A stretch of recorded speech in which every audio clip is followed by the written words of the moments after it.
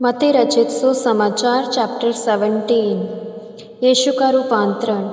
यीशु 6 दिन के पश्चात पतरस और याकूब और उसके भाई यूहन्ना को अपने साथ लेकर एकांत में एक ऊंचे पर्वत पर गया। उनके सामने उसका रूपांतरण हुआ और उसका मुख सूर्य के समान चमक उठा और उसके वस्त्र प्रकाश के समान श्वेत हो गए। और देखो, मूसा और एलिया उसके साथ बातें करते हुए दिखाई दिए। पतरस ने यीशु से कहा, हे प्रभु, हमारे लिए यहाँ रहना अच्छा है। यदि तेरी इच्छा हो तो मैं यहाँ 3 मंडप बनाऊं, एक तेरे लिए, एक मूसा के लिए और एक एलिया के लिए। वह बोल ही रहा था कि देखो, एक उज्ज्वल बादल ने उन्हें छा लिया। और देखो, बादल में से यह वाणी हुई, यह मेरा प्रिय पुत्र है, जिससे मैं अत्यंत प्रसन्न हूँ, इसकी सुनो।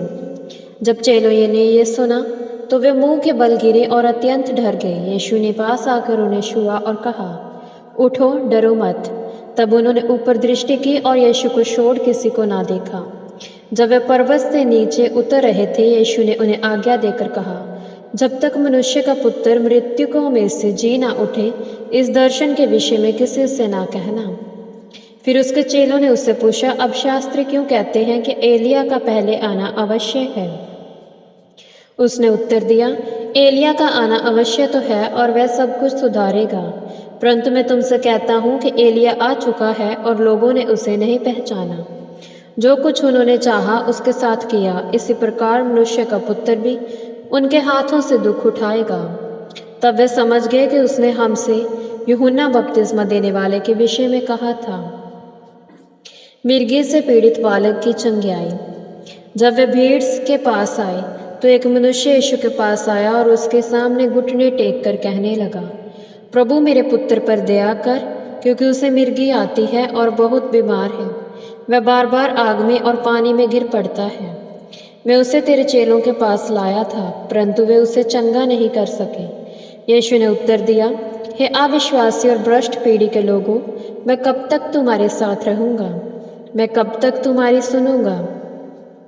उसे यहाँ मेरे पास लाओ। यीशु ने दृष्ट आत्मा को डांटा और वह उसमें से निकल गई और लड़का उसी घड़ी चंगा हो गया। तब चेलों ने एकांत में यीशु के पास आकर कहा, हम उसे क्यों ना निकाल सके? उसने उन्हें कहा, अपने विश्वास की कमी के कारण, क्योंकि मैं तुमसे सच कहता हूँ, यदि तुम में राई के दाने के बराबर भी विश्वास हो तो इस पहाड़ से कहोगे, यहाँ से हटकर वहाँ जा, और वह हट जाएगा, और तुम्हारे लिए कुछ भी असंभव ना होगा। परंतु यह जाति प्रार्थना और उपवास के अतिरिक्त अन्य किसी उपाय से नहीं निकलती। पुनरुत्थान की नबूवत। जब वे गलील में एकत्रित हो रहे थे, यीशु ने उनसे कहा, मनुष्य का पुत्र लोगों के हाथों में पकड़वाया जाने वाला है और वे उसे मार डालेंगे, परंतु तीसरे दिन वह जिलाया जाएगा। इस पर वे बहुत उदास हुए। मंदिर का कर।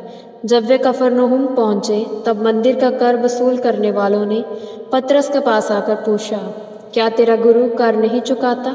उसने कहा, हाँ, चुकाता है।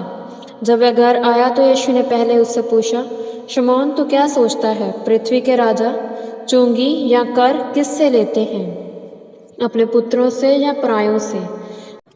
उसके ये कहने पर परायों से। यीशु ने उससे कहा, तब तो पुत्र कर से मुक्त हुए, परंतु ऐसा न हो कि हम उनके लिए ठोकर का कारण बने।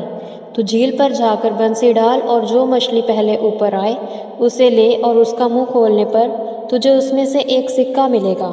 उसे लेकर अपने और मेरे लिए चुका दे। यह प्रभु की वाणी है। ईश्वर को धन्यवाद।